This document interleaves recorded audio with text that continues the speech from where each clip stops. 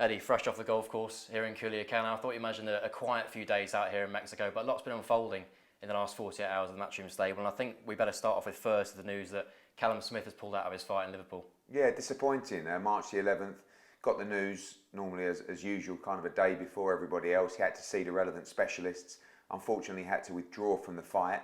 And at that moment, you look at the card, the strength of the card, the depth of the card, which is a strong card in Liverpool. And obviously, these fighters have been training for 8 or 10 weeks for their big moments. And we go ahead on March the 11th with a co-main event, really, co-headline with Robbie Davies against Foley and Diego Pacheco making his UK debut against Jack Cullen. Johnny Fisher, the Romford Bull, about 1,000 of them coming up from Essex for his big fight as well. Rhiannon Dixon going for the Commonwealth title. Peter McGrail in his first 10-round fight for us as well. Akib Fiaz, Campbell Hatton, loads of strength to the card and looking forward to a big night.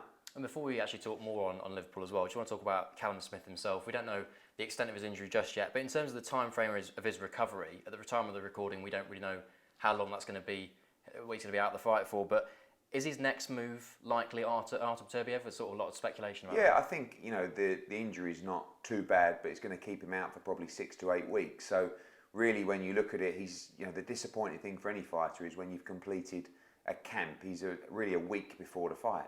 He's done 8-10 weeks of training out in America. He's been back in Liverpool. So disappointing, but now just focuses on Artur Beterbiev, really. We've written to the WBC to inform them. He's the mandatory for Artur Beterbiev. We expect that fight to be called now and negotiations to begin almost imminently.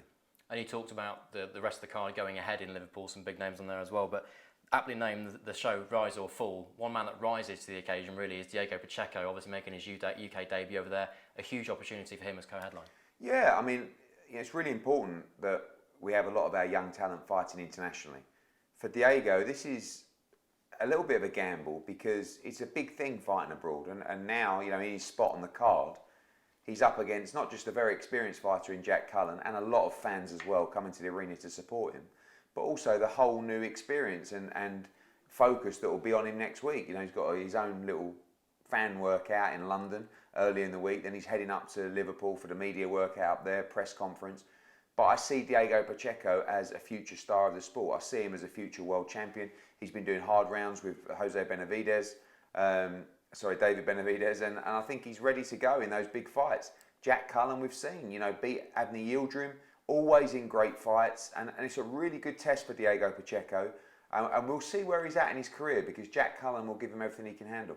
And still strength that card as well. Obviously losing Callum is a big blow for Liverpool, but they are still represented with Davies Jr. on the card as well. You mentioned Diego Pacheco, Peter McGrail out quickly as well as Paddy Lacey as well. So it's really quite deep card. Yeah, for sure. I mean, when you go from the TV portion, you've got Rhiannon Dixon, who's looked really, really good under Anthony Crolla in recent fights, has her first championship fight for the Commonwealth title. It's a good fight. Peter McGrail, Olympian, I feel like he's going to go on to become a world champion for Liverpool. He's in his first 10-rounder. Akib Fiaz, Campbell Hatton, Johnny Fisher, and Robbie Davies has got a tough fight.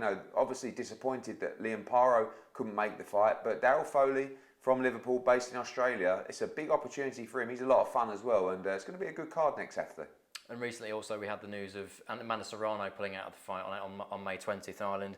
Big blow really for the schedule, but that looks to be going ahead potentially with Chantelle Cameron. I mean, just talks about the situation of Yeah, I mean, sort of two in a week really. It's got you become numb to these pullouts, but certainly the Amanda Serrano one hurt because we were really looking forward to that homecoming for Katie Taylor.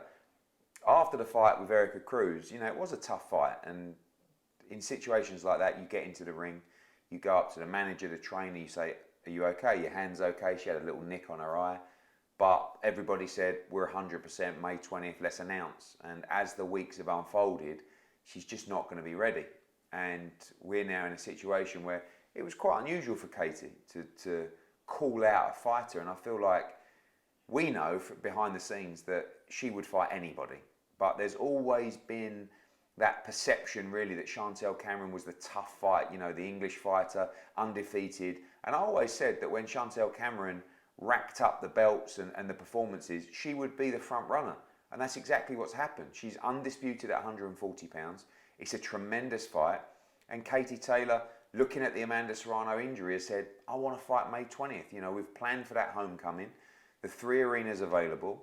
Chantelle came straight back and said, yeah, we want to do it. we've got to agree to money on both sides. We're not a million miles away, but you've seen the reaction from that fight. It's a tremendous fight. I mean, I think it could be a tougher fight than Amanda Serrano. Chantelle's the bigger fighter. She's very aggressive. She punches very hard, and she's believed for a long time she wins that fight. And fair play to Katie Taylor. She's incredible. You've got Alicia Baumgardner, the undisputed champion division below. That's a potential fight as well.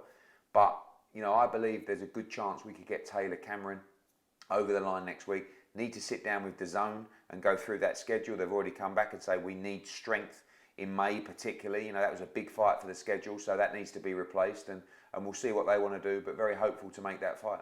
And we were talking about this in the office the other day. It's a real out of character move from Katie, isn't it, to act that way? But what's your kind of perception? Yeah, I mean, I spoke to her on the phone. She's not in the mood to mess around. She knows what she wants. She's happy to fight anyone. She always has done. As I said, there's always been that perception that Chantelle Cameron could be the one that could be a real tough one. But she rises to the challenge. She believes she can beat anyone in Ireland. Chantelle Cameron's ready for the big opportunity, and we'll see where we get to next week. But I just think it's an amazing fight if we could get that made in Dublin for May 20th. And finally, just before we get on to why we're here in Mexico, Sean Gibbons teased that Manny Pacquiao could face Conor Benn. I mean, what's the latest on that situation, and when could we expect to see Conor Benn back in the ring? Well, Conor Benn is pretty much ready to go. I mean, I think end of May, early June is the date for Conor Benn. We have to decide where that will be. It's most likely that will be in America or the Middle East. I don't think he'll fight in Britain next. We need to sit down with the British Boxing Board of Control. But there have been a number of negotiations for a long time with Sean Gibbons, with Manny Pacquiao and his team about a fight in the Middle East and about fighting Conor Benn.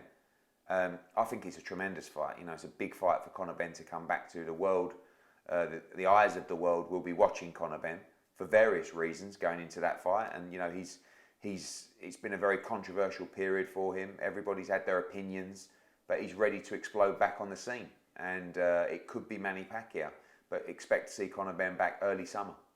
Business first though here in Mexico. We saw the guys weigh in today. What can we expect from this weekend? I think a great card. These Mexican events, always absolutely thrilling. The one in Mexico City last time with Lara, Hermosillo with Estrada, Tijuana, and now we're in Culiacan. And I just feel when you look at these guys at the weigh-in, these fighters are desperate for opportunity.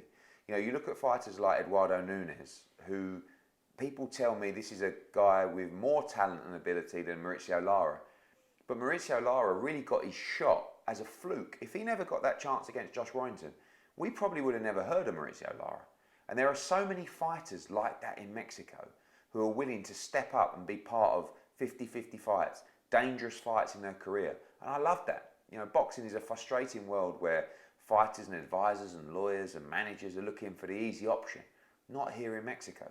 Angel Fierro is on the brink of a shot at the world lightweight title, but has a very tough fight against Eduardo Estrella, who's here to win. Like you said, Nunes, fighting Martin Seca from Culiacan, 17-0. Misael Rodriguez, the Mexican Olympian, has a very, very tough fight on the card as well. And Kristec Balzadeur, making his professional debut on the card. From top to bottom, just non-stop wars. And these Mexican cards, this is a long way from London. And I'm here because I love it. I love watching these shows, and you'll enjoy it. And you talk about these shows being sleepers, really, in terms of action. I think Angel Fierro, a lot of noise at 135 is always about Devin Haney, Lomachenko. Angel Fierro is very rarely mentioned in that mix, but he's been quite keen to call those guys out very early on. So what would a win mean for him on Saturday in terms of immediate future? You've got to keep chipping away. He's number 5 now in the world, and every win is going to move him up the rankings. You need to get into a mandatory position. Those belts at £135 will become vacant. Devin Haney will beat Lomachenko. He'll move up, and all of a sudden they'll become vacant. So you need to position yourself.